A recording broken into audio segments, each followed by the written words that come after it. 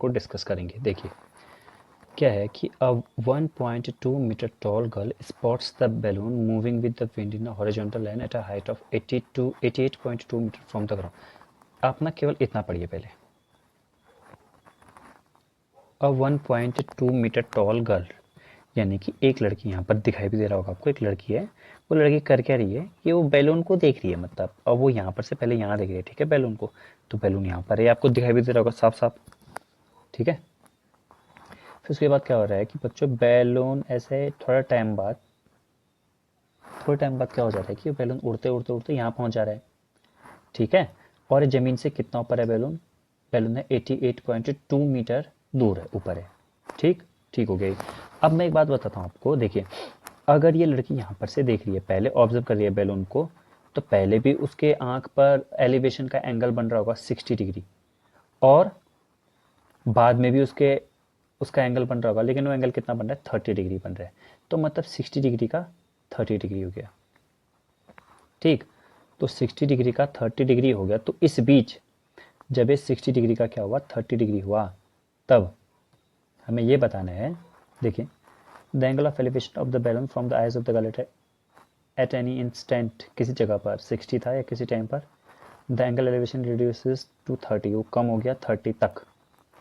Find the distance travelled by the balloon during the time interval. अब एक बात बताइए ना, ये टोटल तो 88.2 मीटर ऊपर है, बट अगर ये लड़की की हाइट है, अगर लड़की अगर ये मान लो टोटल 10 मीटर होता, ठीक है, मान लेते हैं थोड़ी देर के लिए 10, ये लड़की जो है ये 1 मीटर की होती, ठीक है। तो इतना कितना बचता? ये ऊपर तक कितना बचता? ऊपर तक 9 ही बचता ना। तो वैसे ही हो गया फिर, ठीक है। तो ये टोटल कितना था? 88.2 था। अब ये 1.2 इसमें माइनस हो गया, तो ये कितना बच गया बच्चों? 87 बच गया। तो अब आप लोगों को क्या करना है इस केस में, याद रखना है कि भाई 87 ही होगा करके, ठीक है। तो मैं यहाँ पर लिख देता हूँ, इसे 87 काउंट करना है आपको, ठीक है। अब लड़के को भी हटा दो, अब केवल हमारा जो फिगर है वो ये बन रहा है, ये पूरा इतनी चीज़ हट जाएगी ना, हमारा फिगर केवल ये बना। अब मैं काम करता हूँ, मैं इसे नाम देता हूँ, ठीक है। तो मैं इसे नाम दूँ, यहाँ से देता हूँ A B C D E नाम दिया, और इसका आंसर पीछे मैंने जैसे लिखा है तो वहाँ पर से आप नोट कर लीजिएगा। देखिए तो अगर मैं बड़े वाले ट्रायंगल में ए बी डी में, ठीक है, बड़े वाले ट्रायंगल में ए बी डी में अगर मैं पाइथागोरस थ्योरम लगाऊं, और पाइथागोरस थ्योरम नहीं, ट्रिग्नोमेट्री लगाऊं इसमें। देखिए क्वेश्चन थोड़ा छोटा हो गया, क्या आपको उतना नहीं दिखाई दे रहा होगा, बट फिर भी देखिए अगर मैं A B D triangle, A B D में लगाऊंगा ना, ए बी सी में नहीं लगा पाऊंगा, ए बी सी ट्रायंगल थोड़ा है, ठीक है। तो ए बी डी में लगाऊंगा, तो मैं यहाँ पे लिख देता हूँ ए बी डी ट्रायंगल में जब मैं यहाँ पे लगाऊंगा तो 10 30 लिखना पड़ेगा ना मुझे। 10 30 equals to perpendicular upon base, और बेस क्या हो जाएगा पूरा? बी डी, ठीक है। 10 30 की वैल्यू कितनी होती है? 1/√3 equals to 87 upon B D. यहाँ से बी डी कितना आ जाएगा मेरा, जब मैं क्रॉस मल्टीप्लाई करूँगा ना ऐसे ऐसे, then I will get B D equals to 87√3। तो ये आ गया मेरा बी डी, ठीक है। अब मैं क्या करता हूँ, ये बी डी आ गया, बाकी सब चीज़ें मिटा रहा हूँ यहाँ पर से, और बी डी आ गया, तो बी डी की वैल्यू मैं यहाँ पे लिख देता हूँ, ठीक। तो यहाँ पर लिख देता हूँ मैं बी डी की वैल्यू कितनी आ गई यार? 87√3 आ गई, ठीक है। अब मैं इस छोटे वाले ट्रायंगल में यानी कि ई, और इसे मैंने क्या माना था? A D. तो ई सी डी में, ई सी डी ट्रायंगल में अगर लगाएंगे ट्रिग्नोमेट्री छोटे वाले ट्रायंगल में, ठीक है,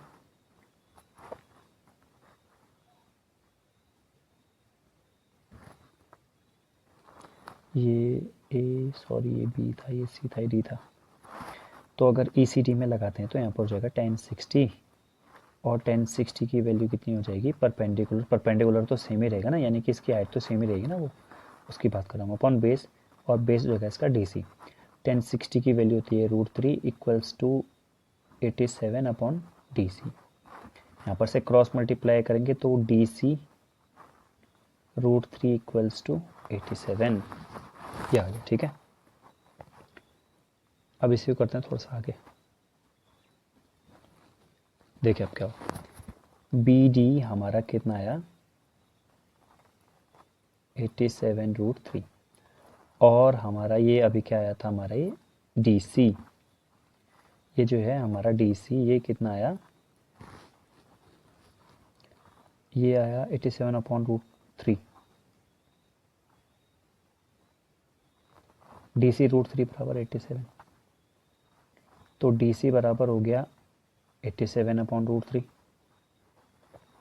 ठीक है, अब मैं आप लोगों को ये कहना चाहता हूँ कि बी डी तो टोटल लेंथ थी ना, देखिए यहाँ से यहाँ तक ये, अब यहाँ पर आप समझ जाएंगे, देखिए ये बी डी लेंथ है, बी, चलो बी यहाँ पे लिख देते हैं, डी जैसा है उसमें वैसे बनाता हूँ, बी डी, यहाँ पर कोई पॉइंट सी है, तो बी डी की लेंथ अगर मान लो 10 है, ठीक है, केवल समझने के पर्पज से, डी सी अगर 6 है तो बच्चों बी सी कितनी होगी, बी सी होगी 4, 10 में से 6 को माइनस करेंगे तो ये 4 आ जाएगा। ठीक है, इस तरह से हम लोग करते हैं। अब हमारे पास डी सी की वैल्यू है, तो बी डी की वैल्यू, बी डी की वैल्यू कितनी है 87√3 इक्वल्स टू क्या होगा हमारे पास है B C plus D C, और हमें पता है भाई बी सी की वैल्यू, और की वैल्यू तो हमें नहीं पता, बट इसकी वैल्यू तो हमें पता है ना,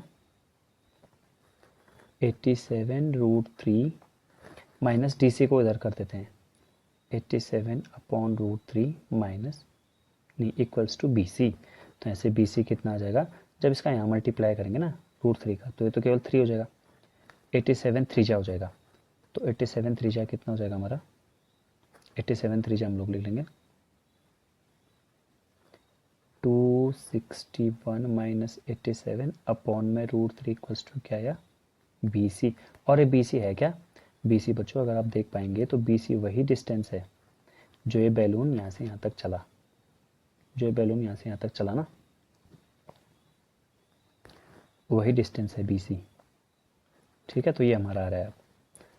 अब बनाते हैं फिर से देखिए, तो इसके बाद मेरा कितना आ जाएगा, जब मैं इसे माइनस करूँगा तो 11 माइनस 7 दैट इज़ 4, 5 बचा, 5 में से 8 माइनस होगा नहीं, 15 में से 8 माइनस 7 और ये √3 बचा। अब नीचे √3 पसंद नहीं करते हैं तो √3 ऊपर भी, √3 का नीचे भी, और इक्वल्स टू बी सी तो चल ही रहे हैं हमारा, ये तो हो जाएगा बच्चों 3 से कर जाएगा, 3 5 जा 15, 3 8 जा 24, 58√3, तो ये कितना आ जाएगा 58√3 इक्वल्स टू बी सी, यानी कि बी सी की लेंथ आ गई, मतलब हमारे पास वो लेंथ आ गई जो बैलून चला है।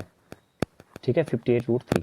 देखिए यहाँ पर वो आंसर है, आप लोग देख पाएंगे इसे, इसमें भी रखा है ए बी सी में 1060 की वैल्यू लगा रखा है, फिर डी ई सी में, डी ई सी ये बड़े वाले ट्रायंगल में 1030 की वैल्यू लगा रखी है, फिर उसके बाद आएगा उतना ही 58√3, और हमारा भी 58√3 आ रहा था ना, तो ये आ गया। ठीक है, ये मैं थोड़ा सा और बड़ा बनाता हूँ, आप लोग फिर देख लीजिएगा, इसे आराम से देख लीजिएगा।